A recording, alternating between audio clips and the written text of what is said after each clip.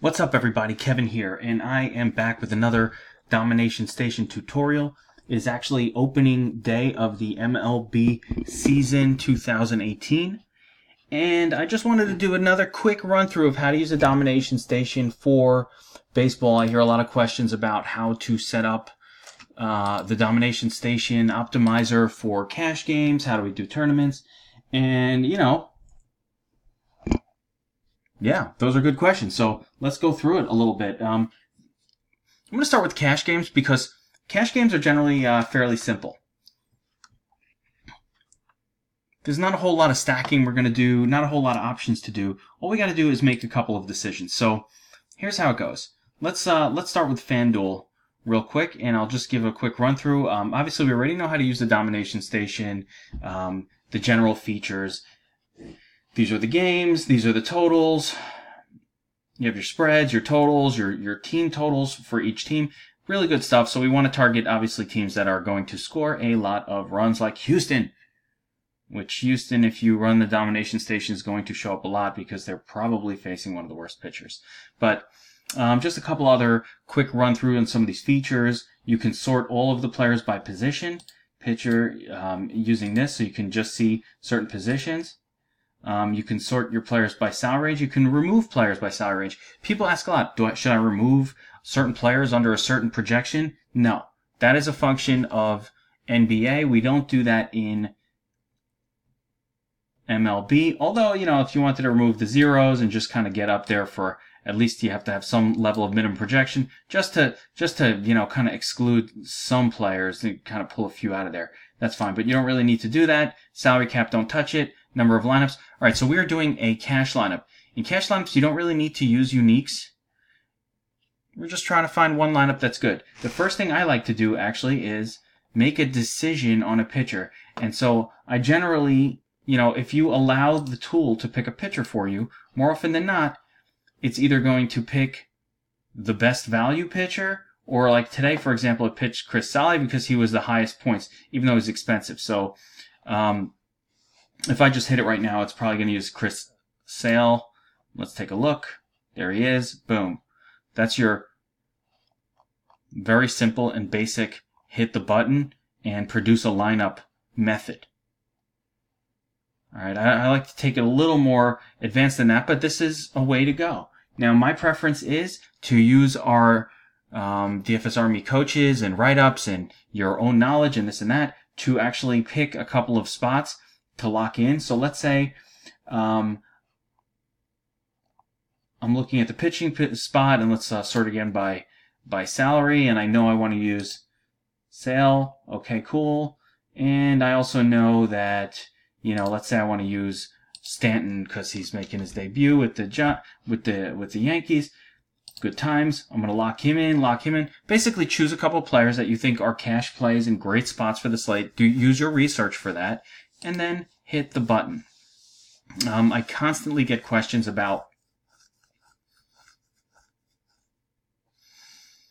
if there's some special settings I need to use for cash games, but there aren't. That's basically it. The one thing I do like to look at, like for example here, I see that the top lineup that it generated on a total fantasy points basis is actually $100 less than necessary. So I'd look at this utility spot, and I want to see who they put in there, or who we've got going in there. You have Evan Gattis. Let's find out what his deal is.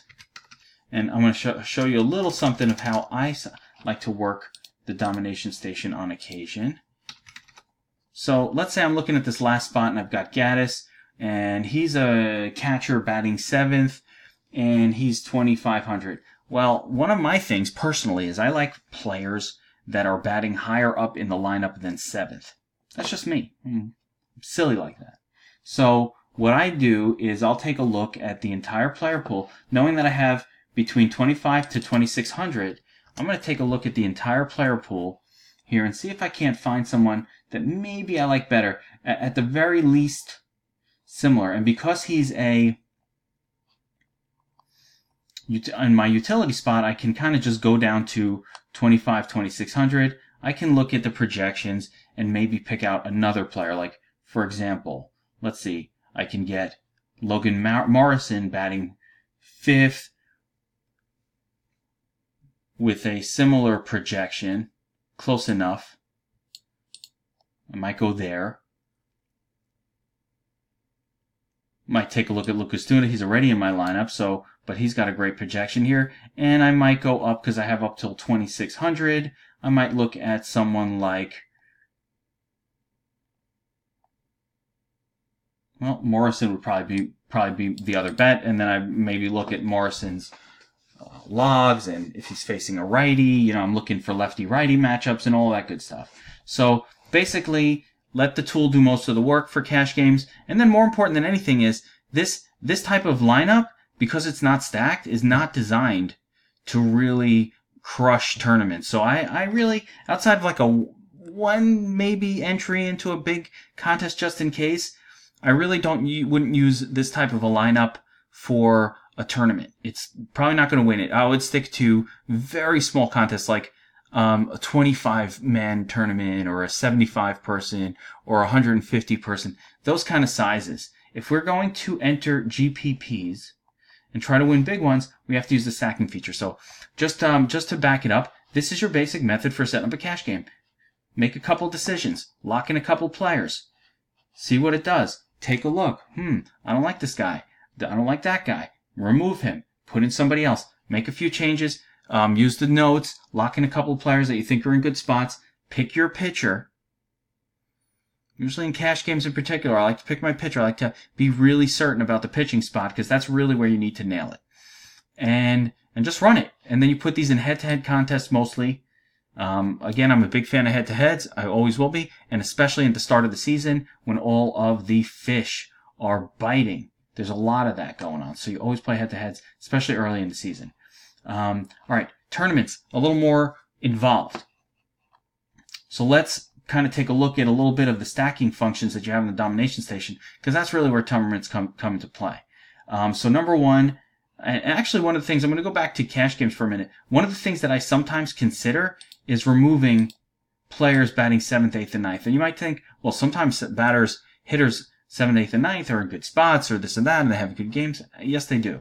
But in cash games, I want the extra at-bat that I'm likely to get at the top of the order from these guys. It's simple as that. I might get 5 shots or 6 shots sometimes at hits and points with these guys, and sometimes these guys will get 1 less shot. So that little bit of skewing in your favor is worth consideration. So let's say I did that and I removed those, batters hitting 7th, 8th, and 9th.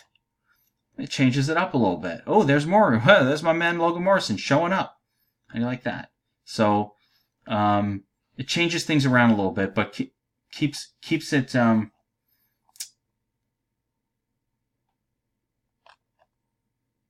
keeps it interesting. Anyway, all right. So let's go over to how do we set up for tournaments, and this is all about stacking. So again, in tournaments, I do like to use more uniques. This is MLB. We can go as high as 4 uniques on a big slate like this because there's massive variance on a player-to-player basis in baseball in general. There's just massive variance. So you want to have a big mix of players. One day Altuve could be in a great spot, but he gets a couple of hits and a run batted in, and he gets your 10 points. Meanwhile, one of the other second basemen hits 2 home runs. That wasn't in as good of a spot. So you want to have a lot more diversification. That's one. And then the stacking features, the gold standard of how to use the Domination Station. Here we go. When you enable stacking rules, when their stacking is enabled, number one, it will automatically stack. You don't have to specify the teams. As soon as you set these stacking rules, it's going to do it. So right now, if I don't touch anything, it's stacking it's going to use 2 players from one team and 2 players from another team. Period. And then fill in the rest. We can jack this all the way up to 4 and 4, which will in essence force all of the position players 1, 2, 3, 4, 5, 6, 7, 8 to be just 2 teams. Now, if I don't do anything more, it's just going to stack 2 different teams, and I can run 20 lineups, and it's just going to go. And I wish,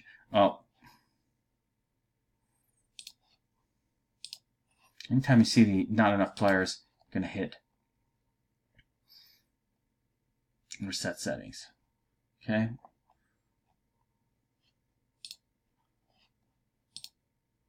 I'm going to run it. There we go. There's 3. I'm going to increase. All right, so let's increase the number of uniques. 20 lineups. See how this works. Boom. Making lineups. Okay. Now, if we want to get more involved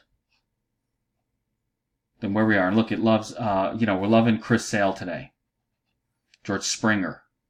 Lucas Duda.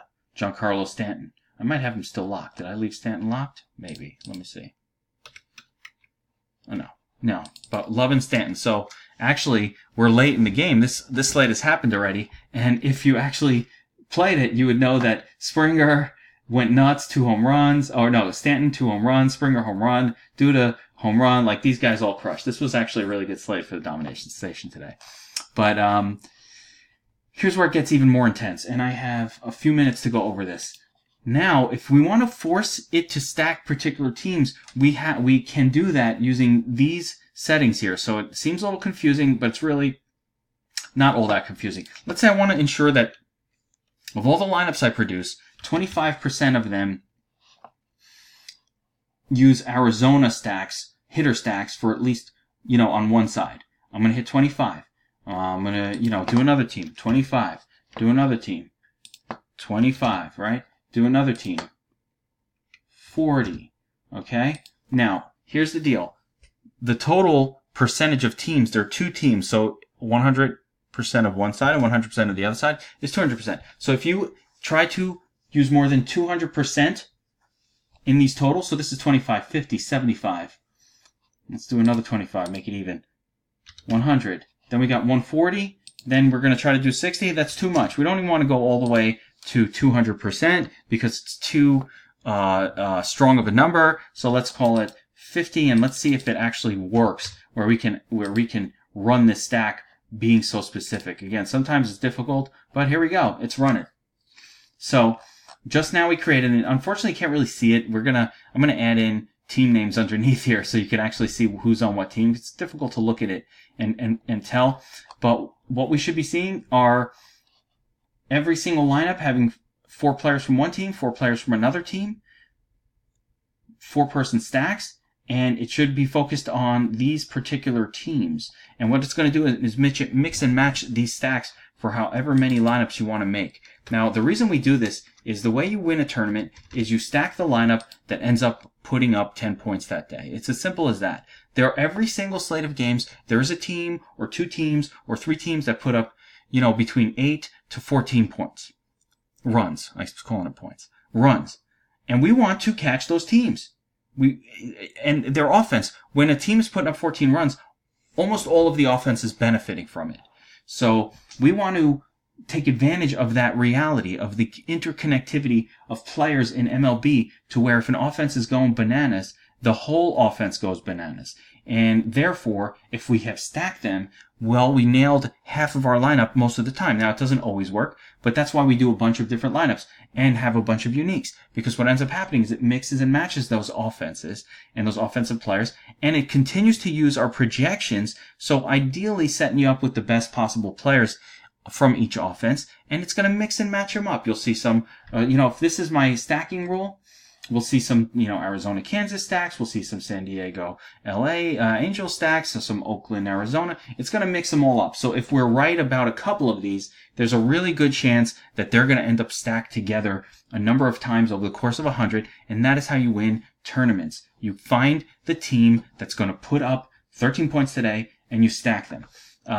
Obviously, I'm trying not to deal with the basics because I have limited time, but once you're done, hit all, download, boom, save your lineups, and you can upload them directly into Fanduel or DraftKings. I encourage everybody to try this out, especially on the quarter arcades. You can make 150 lineups on Fanduel. It's awesome. Take advantage of this tool. You make 150 lineups on Fanduel. You can do it in a couple of minutes.